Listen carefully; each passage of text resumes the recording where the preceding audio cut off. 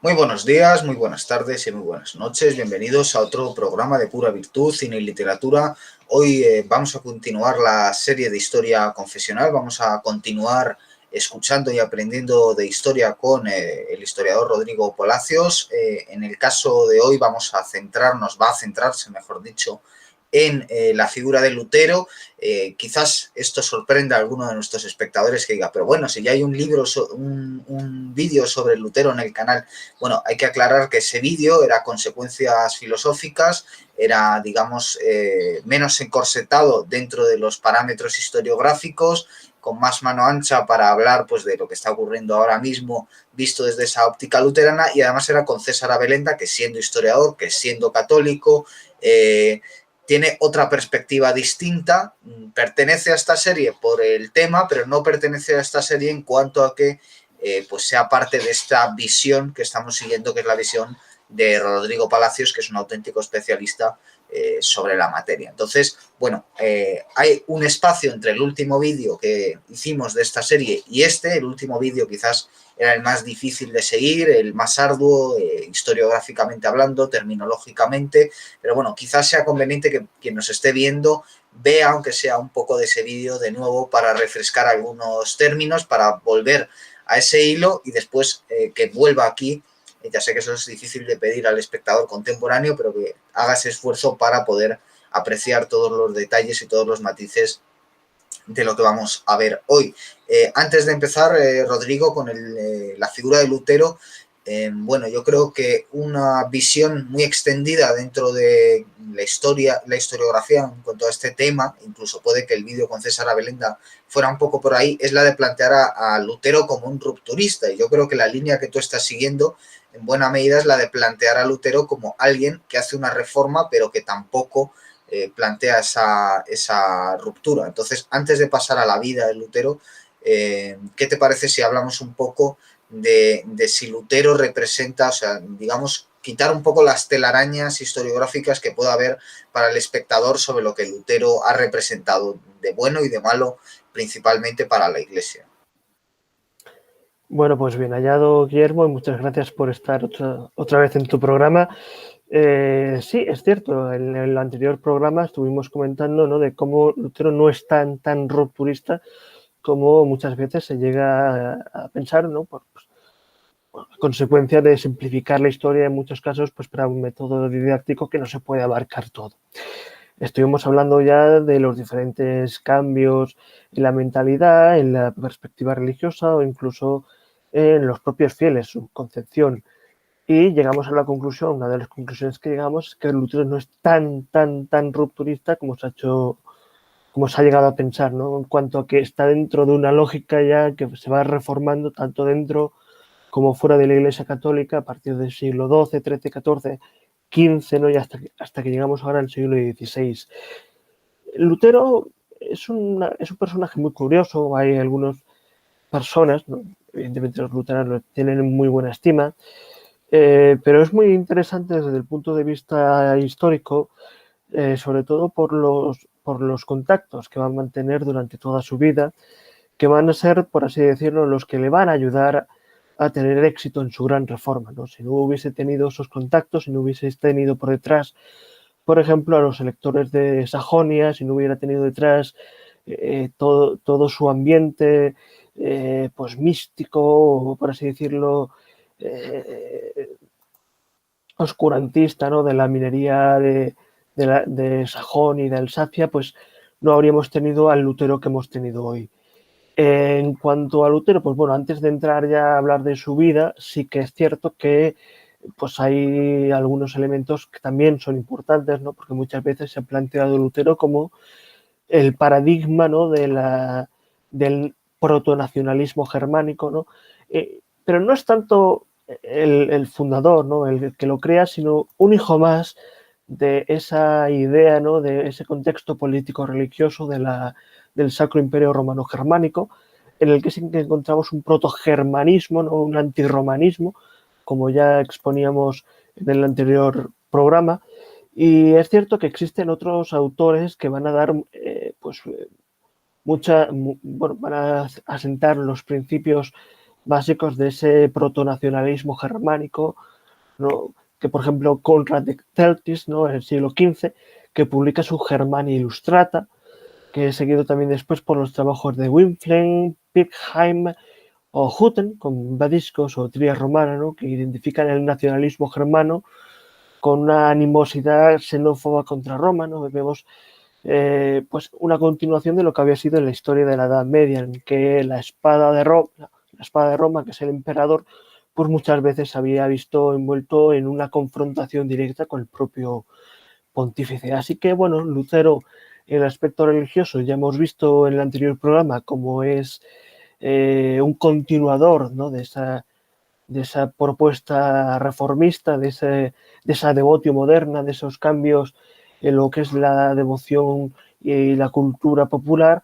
Y aquí ahora vamos a ver cómo también es continuador de una visión filosófica, bueno, visión filosófica no, pero sí eh, geográfica o georreligiosa, como es la que acabamos de citar, y que incluso el propio Teófanes Egido, que es un historiador bastante importante en lo que es la materia de la historia confesional, va a recalcar, ¿no? Estamos hablando de que el Sacro Imperio tiene más de 390 unidades políticas en 1521, que es uno de los años, por así decirlo, más encendidos en esta separación religiosa. Y Teófanes Egido habla precisamente de que esa reforma que inicia Lutero es la que va a conferir a los estados en los que se implante el control sobre áreas pues tan significativas como son la asistencia social, la enseñanza, la atención pastoral, o sea, que ya por así decirlo encontramos también un deseo por parte de los propios gobernantes alemanes, ¿no? de profundizar en esa reforma, no como una reforma religiosa, sino también como una reforma esencialmente política. Bueno, pues como siempre, un placer escucharte hablar de estos temas, Rodrigo. Yo la verdad que tengo que decir que creo que tanto yo como los espectadores tenemos que sentirnos honrados por poder asistir a gratuitamente además, a estas clases de historia maravillosas que nos das. Y antes de pasar a ese pensamiento de Lutero, ¿qué te parece si vamos a pasar por la vida de Lutero, un poco por los puntos esenciales de su vida el salto a la vida pública, es decir, antes de que aparezcan sus 95 tesis y empiece a ser, antes de ese momento, cuáles serían los principales momentos o los principales mojones o jalones esenciales de su vida? Bueno, la figura de Lutero nace en 1483 y es hijo, por así decirlo, de lo que es la renovación económica, ¿no? La recuperación económica después de lo que había sido el hundimiento económico europeo, tanto a nivel poblacional como a nivel económico, comercial, después de la peste negra, ¿no? Él va a nacer en 1483, como ya hemos dicho, concretamente el 10 de noviembre, en la ciudad de Eisleben, que está en la región de Turingia, hijo de Hans Schluter y Margarita Sigler, que bueno, más allá de ello, pues no son personajes así de especial relevancia, pero sí que es interesante, ¿no? Que nace dentro de lo que es una familia humilde, pero que va ascendiendo socialmente a la par que su hijo, a raíz de esa recuperación económica. Sí que es cierto que el ambiente en el que nace, sobre todo por parte de padre, va a ser determinante posteriormente en su pensamiento, ¿no? Él nace en un ambiente que es eminentemente minero, una región minera que se recupera bastante con ese aumento de la población, con esa recuperación del comercio, ¿no? Ya en el siglo XV. Y el ambiente minero es un ambiente curioso, ¿no? En ese ambiente alemán, porque engloba también un mundo un poco oscurantista, un mundo supersticioso, ¿no? Muy supersticioso, muy popular, de la religión popular. Y Lutero va a tener desde muy pequeño, ¿no? La figura del diablo en el día a día, ¿no? Se va a obsesionar con esa figura, se va a obsesionar también después con la propia esencia de la salvación.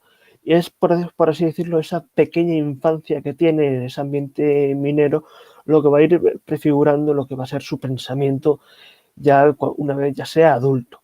Pero bueno, después de nacer en 1483, de su vida, de su infancia, pues bueno, tenemos esos pequeños detalles, retazos, ¿no? No es una persona que se destaque por haber sido muy importante ya desde su infancia, ¿no?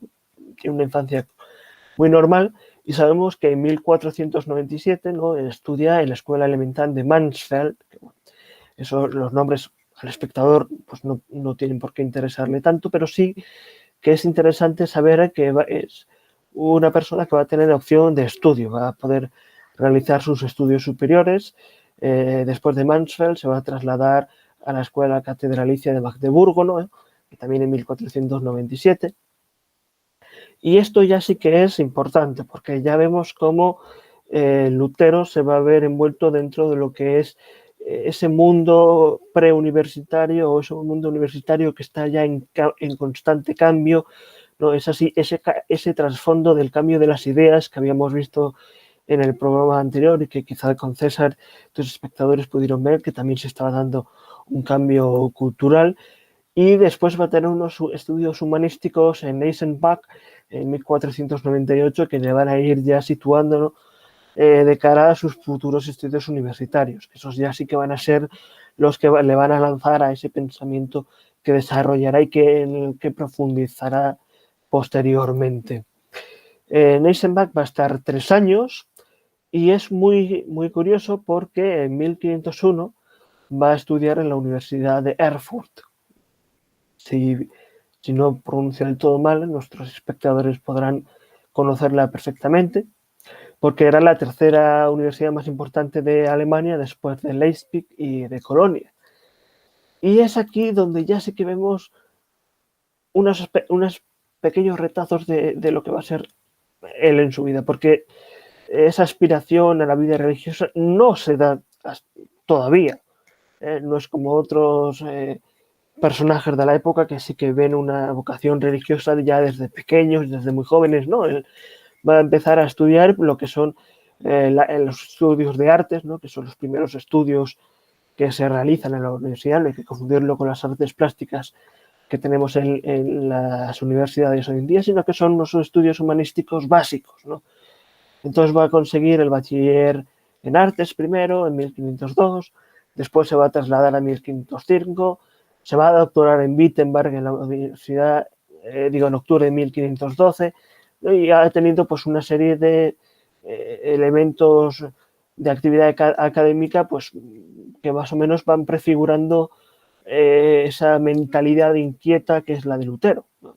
De 1507 y 1508 es profesor de filosofía en Erfurt y Wittenberg. En 1508-1509 comenta la ética aristotélica, que esto va a ser un punto clave porque básicamente Lutero va a aborrecer bastante lo que es la figura de Lutero, va a aborrecer lo que es la filosofía De Aristóteles, ¿no? de La figura Aristóteles. de... Uy, sí, perdón, por el lapsus. El lapsus, sí, perdón. Va a aborrecer bastante la figura de Aristóteles y la figura del intelectualismo, ¿no? Si vemos que Aristóteles es la piedra clave del tomismo puro de Santo Tomás de Aquino, pues Lutero va a dar un giro completamente a este elemento, siguiendo con los pensamientos que habíamos visto en el anterior programa, y va a aborrecer completamente el intelectualismo, la filosofía aristotélica y ese racionalismo que lo va a ver contrapuesto completamente a lo que es la fe. En 1509-1510 también va a leer las sentencias de Pedro Lombardo en Erfurt, que es, por así decirlo, un clásico, ¿no? Un clásico en teología, un clásico en lo que es los estudios universitarios dentro de lo que es la Europa moderna, medieval a moderna. Y en 1511, y aquí es donde entramos en un aspecto bastante curioso, va a ser profesor de Sagrada Escritura en la Universidad de Wittenberg. Ya los que sean estos espectadores avezados ya van a empezar a ver, ¿no?, cómo esa sola escritura, que posteriormente dará como uno de los principios básicos, ¿no?, se empieza a figurar aquí. Es profesor de Sagrada Escritura, pero no llega a destacarse esencialmente, ¿no? Es un pequeño profesor de la Sagrada Escritura, pero no es un gran intelectual en ello, pero sí que se la va a conocer y sí que va a ser un pilar clave para lo que va a ser uno de los pilares básicos de su vida. Entonces vemos como hasta 1517 tiene una relación pues eminentemente académica, sin salir mucho más de ahí, ¿no? Se compagina con su entrada en la Orden de San Agustín en 1505, el 17 de julio. Hay una historia pues, que es básicamente un mito, ¿no?, de cómo entra cómo se decide ser agustino, pero vemos que esa entrada en la orden es posterior a sus estudios. Primero se centra mucho más en el derecho, primero se centra más en lo que es el estudio universitario, a pesar de que después aborrezca el intelectualismo, y esta es una parte curiosa de Lutero. Pero bueno, es en esa vida universitaria con esa idea de polemizar, ¿no?, que es una parte de la clase universitaria, ¿no? Es leer textos, luego polemizar con otros autores, debatir en las propias aulas. Pues esa juventud de Lutero hasta 1517 la que vamos a ver que es una vida básicamente atada a la universidad y atada básicamente a lo que es una figura que no sobresale demasiado. Y por continuar con la vida de Lutero, ¿cómo llega a ese punto fundamental? ¿Cuáles son, digamos, ya a un nivel mucho más corto en el tiempo, los puntos clave que acabarán desembocando en esas 95 tesis? También se ha hablado mucho del viaje que él realiza a Roma, cómo lo que allí ve le horroriza, y yo creo que en buena medida habría horrorizado a cualquier buen católico de su tiempo o de otro tiempo.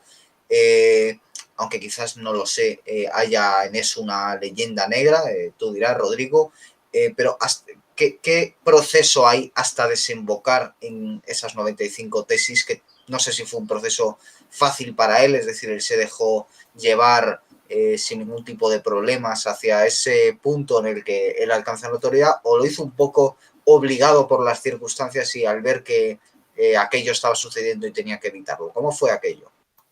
Bueno, aquí, para que nuestros espectadores no se pierdan, vamos a decir que hay, por así decirlo, evidentemente es multicausal, pero hay tres elementos básicos. Uno de ellos es el que has citado tú, que es ese viaje a Roma que realiza entre 1509 y 1510, ¿no?, en el que se escandalizaría posteriormente. No volverá a Roma, pero sí que va a escandalizarse de lo que ve allí. Incluso en tratados posteriores la llamará la prostituta de Babilonia, haciendo referencia a ese pasaje del libro del Apocalipsis, ¿no?, en el que es precisamente justo lo contrario al reino celeste, que es Jerusalén. Pero sí, es un elemento que le escandaliza a él, pero le escandaliza también a muchos otros autores y a muchos otros religiosos de la época, como es natural. Evidentemente las corruptelas pues existen siempre han existido y siempre existirán, porque el hombre es hombre a fin de cuentas y cae en el pecado. Pero aquí vamos a ir con el segundo elemento, y es que él parte de una visión bastante pesimista del hombre, ¿no? Va a rechazar lo que es la historia del hombre como un ser que puede salvarse, ¿no? Y vemos como esa presencia del demonio, del diablo que hemos citado al principio de su juventud, le va a perseguir bastante y va a ir desarrollando poco a poco, a través de sus estudios universitarios, una idea bastante pesimista del hombre, en la que el hombre no puede salvarse a sí mismo, el hombre está bastante condenado, está muy condicionado por ese pecado original, ¿no? O sea, que no puede cicatrizar esa herida del pecado de Adán y de Eva. Y sobre todo vamos a tener en cuenta que ese pensamiento bebe mucho de lo que es esa devotio moderna, ese cambio de paradigma que habíamos hablado en el episodio anterior, ese antiintelectualismo, esa profundización en lo que es una búsqueda del sentimentalismo, ¿no? Llevarlo todo hacia el sentimiento, que como ya sabemos es algo pues temporal, que escapa, ¿no?, que es algo que no está fijado, ¿no?, pero que él se va a fijar en ese sentimentalismo. Y luego, finalmente, como tercer rasgo, ese antirromanismo, ¿no?, ese protogermanismo que hay, que es una política bastante antipapal dentro de lo que es el ambiente en el que se va a ligar mucho él. Va a negar en muchas ocasiones la infalibilidad del Papa. Pero sobre todo en 1517 lo que va a colgar, ¿no? 31 de octubre cuelga las 95 tesis y las cuelga sobre las indulgencias que envía el arzobispo Alberto de Maguncia, ¿no? Entonces, por así decirlo, tenemos tres elementos clave, como ya hemos dicho. El primero de ellos es su viaje a Roma, el segundo de ellos es toda esa maraña de pensamiento que habíamos hablado en el episodio anterior, en el que se va hacia un sentimentalismo y hacia un cambio de paradigma, y finalmente, pues evidentemente los aspectos antipapales que van a ser decisivos ya en esa declaración de las 95 tesis. Hay que aclarar que con las 95 tesis Lutero no tenía pensado ya realizar una reforma, es más, pues bastantes de las tesis son bastante razonables y muchos otros autores, incluso el propio Papa, pues van a centrarse en ellas, ¿no? Como una crítica constructiva, pero va a ser posteriormente cuando reciba el impulso de otros soberanos alemanes, cuando ya sí que se va a crecer su persona. Pero cuando cuelga las 95 tesis, pues no tiene pensado hacer una reforma ni un gran cambio. Sí que es verdad que está un poco fuera de la órbita de lo que es la reforma interna de la Iglesia, ¿no? Podría haberse encauzado de una manera menos rupturista o más constructiva, pero no es, por así decirlo, algo que en ese justo momento sea decisivo. La esclava básicamente pues para tener una polémica, para tener un debate con sus propios alumnos en la Universidad de Wittenberg, y es después cuando ya se le va de las manos. O sea que esas 95 tesis van a adquirir mucho más, un papel mucho más relevante posteriormente que en el propio momento en el que la esclava.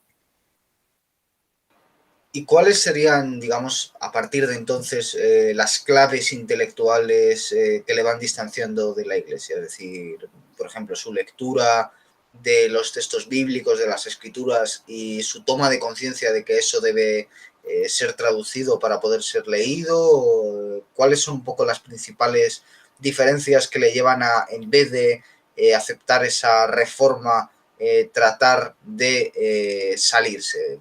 Has apuntado, por ejemplo, los poderes políticos que hay detrás, es decir, hasta qué punto a lo mejor no es iniciativa suya, sino que es aprovechado esa breve coyuntura por parte de unos poderes políticos terrenales que lo que quieren es ganar en su terreno. ¿Cuáles son un poco las claves teóricas y luego las prácticas de que ese estado que en principio no tenía que haberse dado de ruptura o de pseudo ruptura se acabe dando?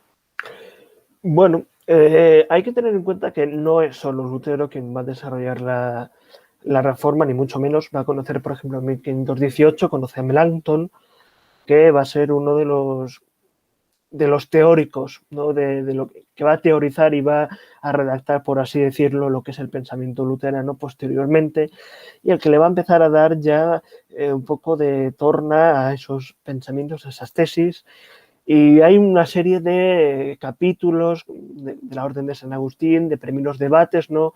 Tiene, en 1518 tiene un capítulo en Heidelberg con la propia Orden de San Agustín para empezar a tratar lo que son esos pensamientos. Y va a ser a raíz de eso cuando va a ser, va a empezar a nacer en él un espíritu más rebelde, ¿no?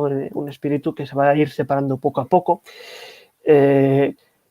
Bueno, sobre las indulgencias, en 1518 se va a publicar la bula Cum Postquam, ¿no? que va a definir dogmáticamente el valor de esas indulgencias, por lo cual ya Lutero se ve como acorralado, se ve como enfrentado, y es a partir de 1518, junto con el conocimiento de Melanchthon, la bula Cum Postquam y el capítulo de Heidelberg, cuando ya se va a ver, ¿no? un ideario un poco de enfrentamiento, ¿no?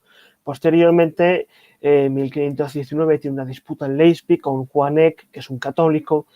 Incluso se llegan a sumar teólogos de ese tiempo, y un teólogo que se incluye en este momento, y es muy curioso, a lo mejor a tus espectadores les puede interesar mucho, es la figura de Enrique VIII. Enrique VIII que interviene con su Assertio Septem Sacramentorum, ¿no? esa defensa de los 7 sacramentos en 1521 contra Lutero.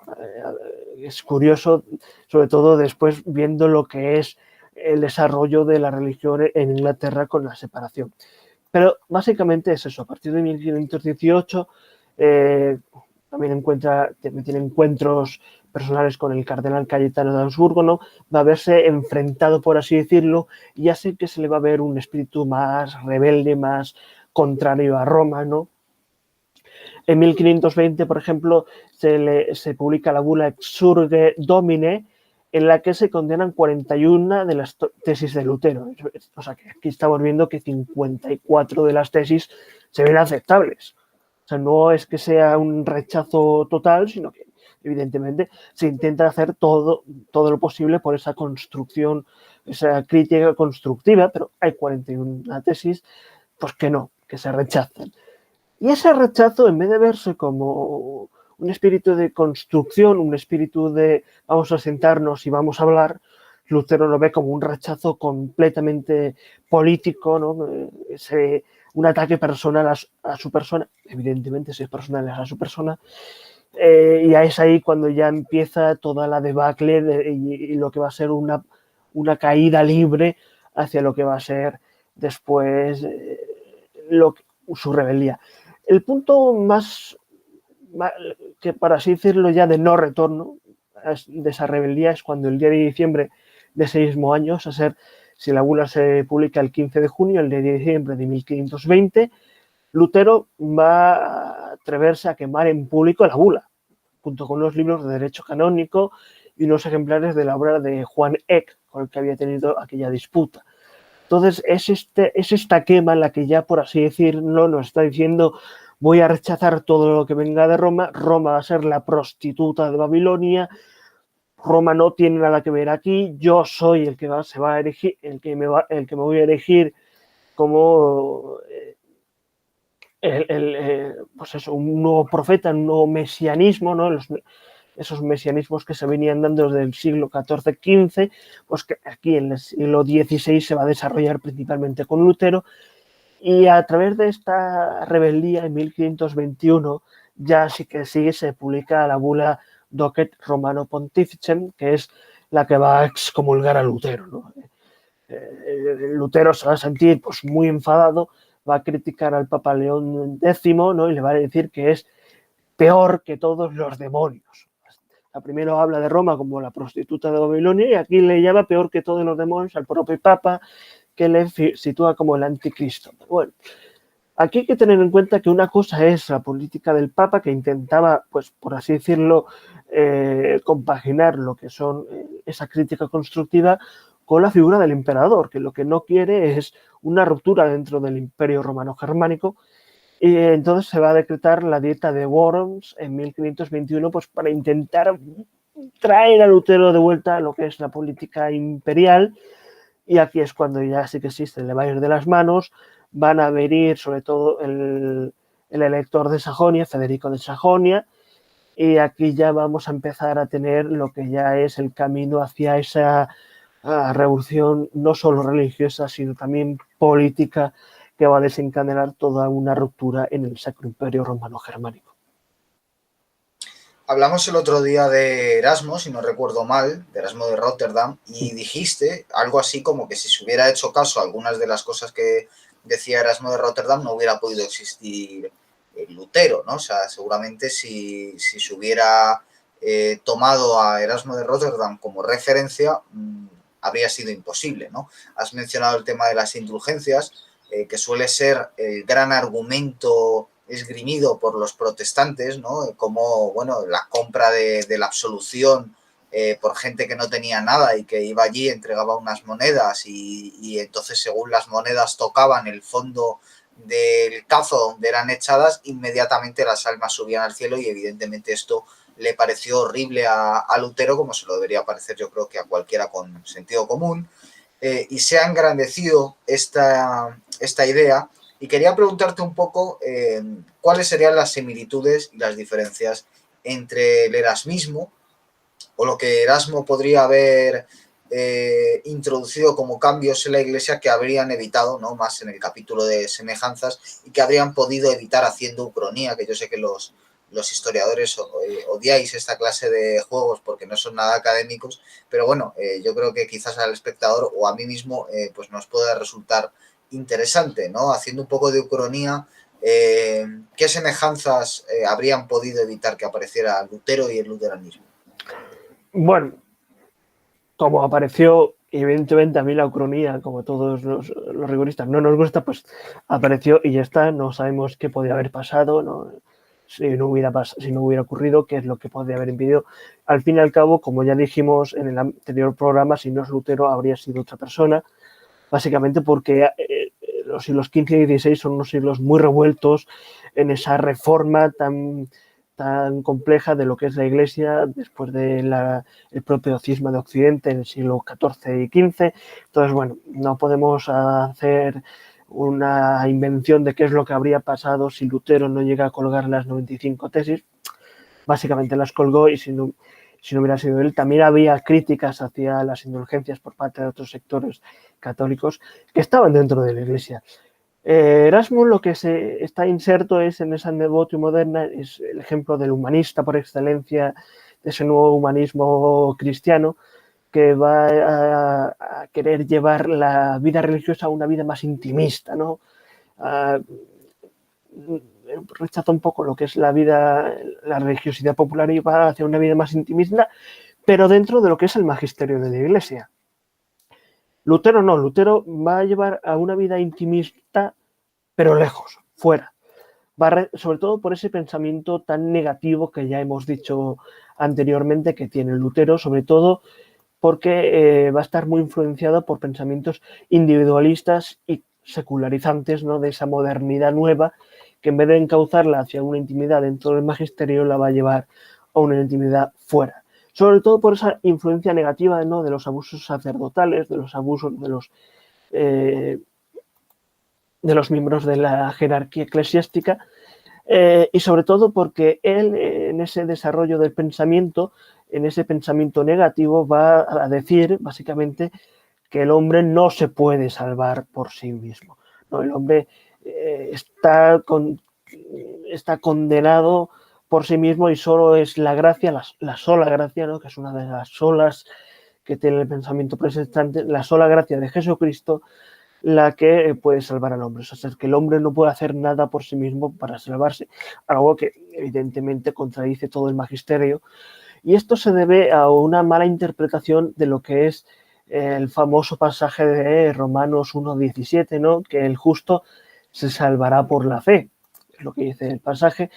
Y Lutero ahí introduce, ¿no? Una palabrita que es el justo se salvará solamente por la fe. Las obras no tienen sentido, está bien para la ética y la moral, pero las obras no participan de esa gracia salvadora. ¿Por qué? Porque el hombre no tiene esa capacidad de salvarse. Y aquí es un aspecto que quiero incidir mucho porque es muy curioso como siendo Agustino dice precisamente esto, ¿no? Justo cuando San Agustín de Hipona dice que el que te creó sin ti no te salvará sin ti, o sea, es que tú tienes que actuar, ¿no? Una cosa es la gracia de Cristo, que evidentemente es la redención que ha venido para todos, pero uno también tiene que participar de esa gracia. En cambio, Lutero va a negar esa participación de la gracia y va a contradecir precisamente a San Agustín de Hipona, y esto es bastante relevante. Para algunos será providencia porque precisamente estamos grabando esto un 28 de agosto, día de San Agustín, o sea que completamente providencial. Pero ese pensamiento después, sobre todo, se va a dar con Melanchthon, se va a dar con ese traslado al castillo de Wartburg por Federico de Sajonia, cuando ya sí que va a redactar ese pensamiento protestante. Y aquí es cuando el pensamiento protestante nace, precisamente porque en 1529, ya unos años después de que se haya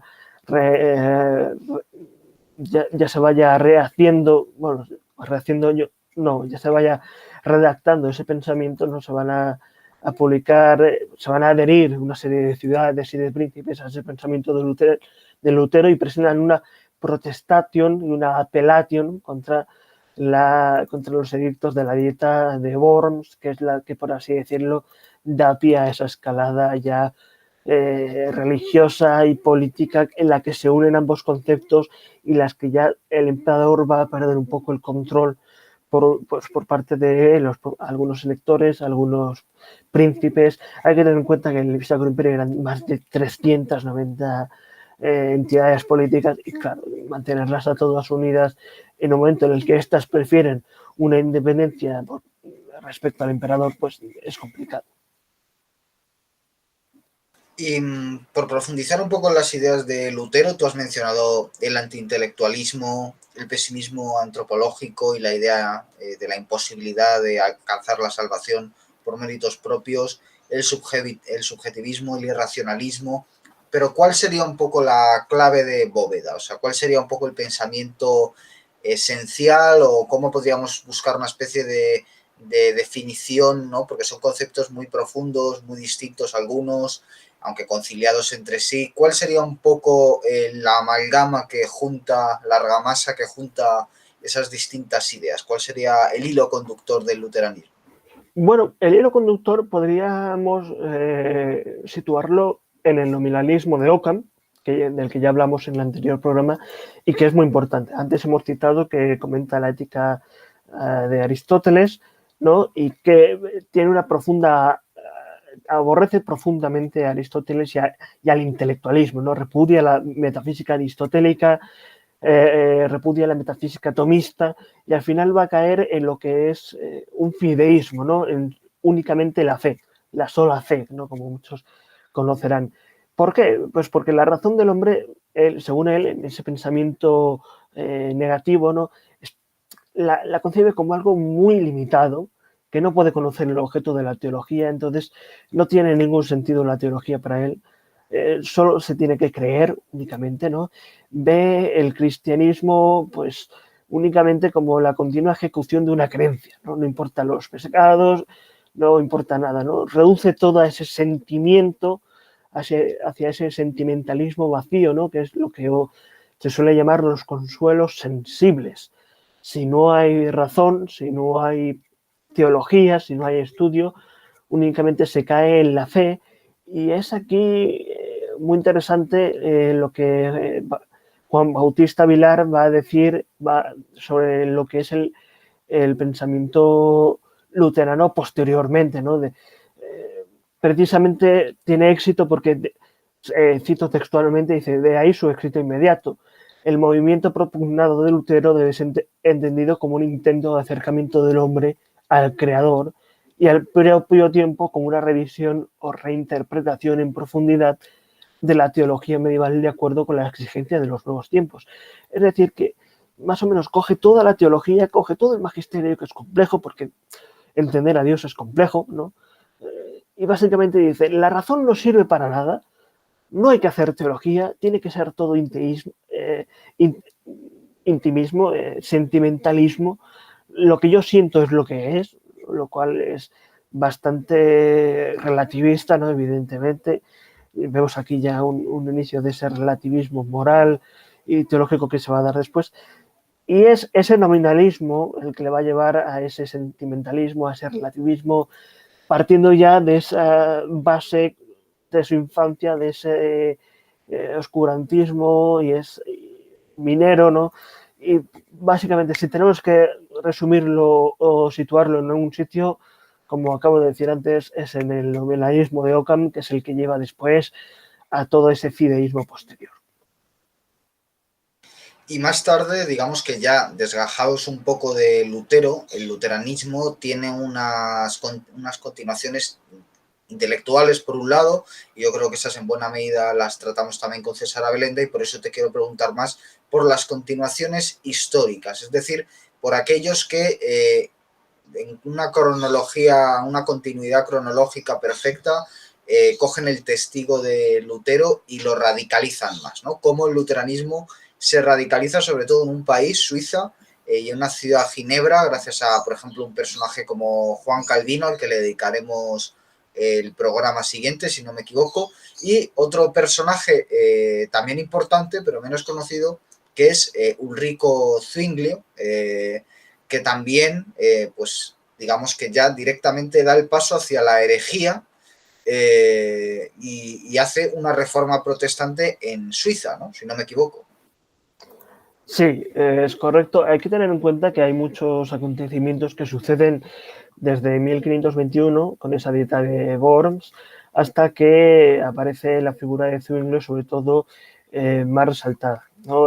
Zwinglio pues es de la misma edad que Lutero, básicamente. Si Lutero nació en el 83, 1483, Ulrich Zwinglio nace en 1584. Lo que pasa es que pues Zwinglio no tiene ese trasfondo universitario que tiene Lutero.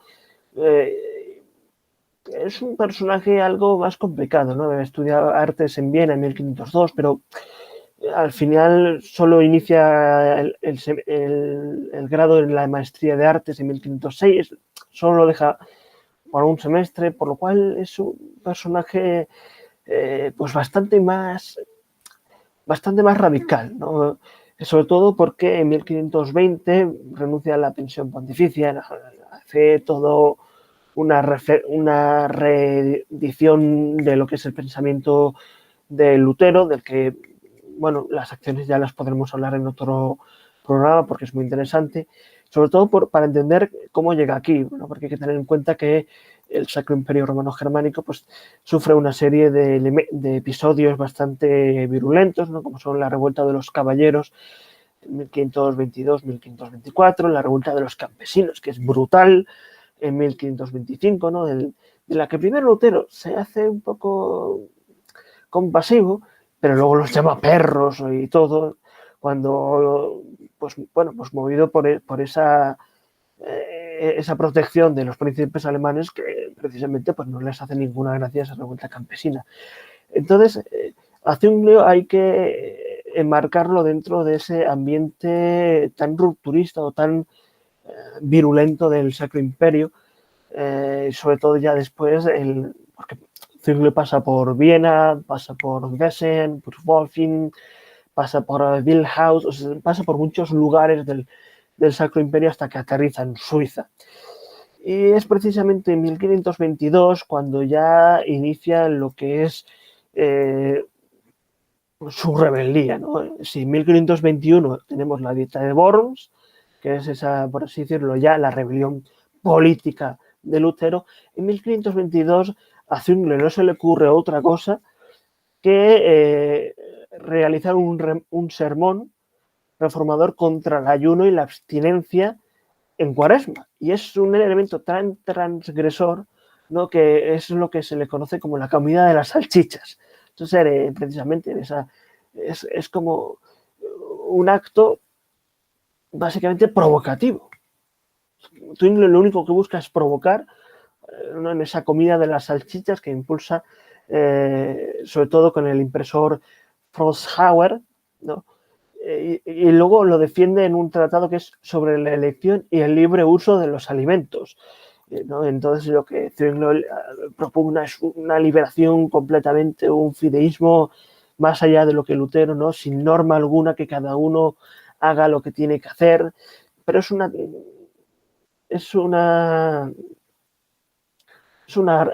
revuelta, una rebelión, una reforma, por así decirlo, mucho más provocativa de la que haría Lutero, ¿no? Incluso escribe se mete con el obispo de Constanza, luego va a escribir unas 67 tesis a imitación de Lutero, ¿no? Y va incluso a escribir su propio catecismo, va a caer en la iconoclastia, ¿no? Zwinglio básicamente se va a afianzar sobre todo en Zúrich, pero vamos, va a tener una serie de elementos. Podríamos estar todo un programa hablando de él, sobre todo porque va a ser bastante importante para lo que es la entrada posteriormente del calvinismo en Suiza, pero vamos, nos podemos quedar con la idea de que es un luteranismo llevado a una radicalidad, a una provocación contra Roma y contra lo que es la Iglesia Católica mucho más fuerte, mucho más efusivo. Incluso llega a tener encuentros con Lutero. Tiene un coloquio con él en Marburgo en 1529, entre el 2 y el 4 de octubre. Incluso tiene disensiones eucarísticas sobre la Eucaristía con Lutero. Y con él llega un poco a esa idea de consubstanciación, que es a la que llega Lutero. La fe católica cree en la transubstanciación, es decir, que el pan y el vino se transforman en cuerpo y sangre de Cristo.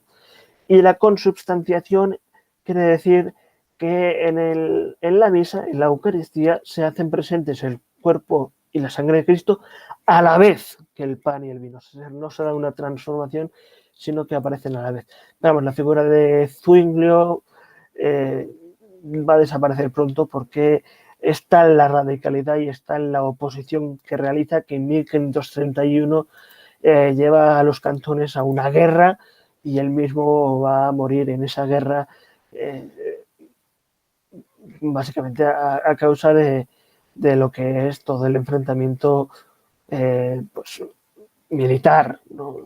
O sea, está la radicalidad con la que reside su pensamiento, que va a haber una movilización masiva para parar a este movimiento tan radical, básicamente como había sucedido con el catarismo ya en la Edad Media, ¿no? Que está el movimiento al que llega, que es necesaria una intervención militar más a gran escala, y más o menos está englobada dentro de lo que es esa escalada religiosa y militar, como lo que se había dado con la rebelión de los campesinos, ¿no? Estos campesinos alemanes que dicen, pues si yo puedo elegir a mi pastor, también puedo elegir a mi señor, ¿no? Entonces, es esa radicalidad tan peligrosa, ese relativismo que inicia Lutero, el que lleva después a Zwinglio a un relativismo todavía llevado hasta el extremo de llegar a esa intervención.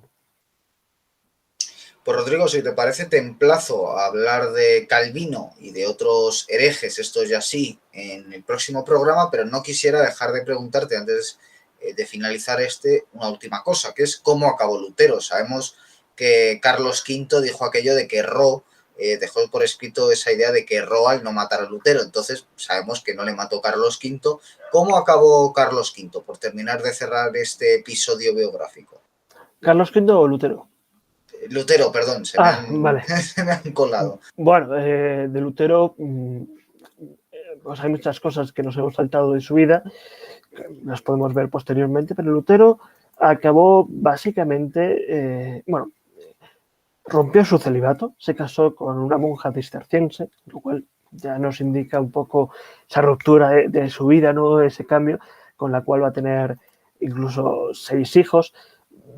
A lo largo de su vida va a seguir polemizando con muchos autores, con Karlstadt, Zwickau, Thomas Müntzer, que lo veremos mucho más adelante, ¿no? Que es contra los propios campesinos, contra Erasmo, contra Zwinglio, Bullinger, Melanchthon. Va a estar todo el rato polemizando desde la comodidad de la protección de los príncipes electores, ¿no? Sobre todo el príncipe elector de Sajonia, primero Federico de Sajonia y luego su hijo. Después de casarse con Catalina von Bara, que es esta monja que hemos mencionado anteriormente, pues va a seguir más o menos teniendo una vida universitaria, ¿no? Y va a ir ya redactando lo que es, ya va a ir más o menos fijando lo que es el pensamiento luterano, que lo podemos ver más adelante, ¿no? Que son el pensamiento de las solas, ¿no? La sola fide, el sacerdocio universal y la sola escritura, que bueno, ya los veremos más adelante como base de lo que será después el pensamiento de Calvino.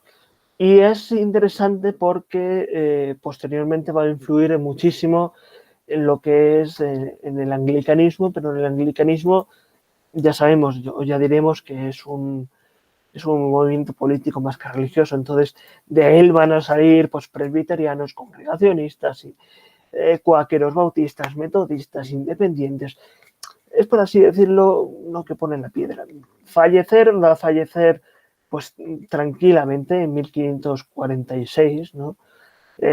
Antes incluso de la paz de Augsburgo,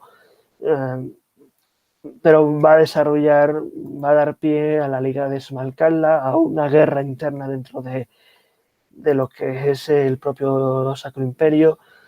Él, por así decirlo, acaba bien, pero empieza a hacer obvio lo que ya se venía dando, que es la degradación del imperio, esas 390, esas cientos de unidades políticas, ¿no?, que se van a ir desgajando del propio emperador, y básicamente lo que va a dejar tras de sí va a ser pues un caos y un horror de muerte. No solo en la guerra de los campesinos se calcula que murieron entre 70 y 100.000 personas, ¿no? Se va a citar a sí mismo finalmente como el profeta de los alemanes en ese neomesianismo, o sea que básicamente Lutero va a acabar revolviendo todas las aguas de lo que era ese pensamiento reformista, más o menos que tímidamente iba dentro de la Iglesia, pues va a acabar yendo hacia hacia un pensamiento y una situación muy caótica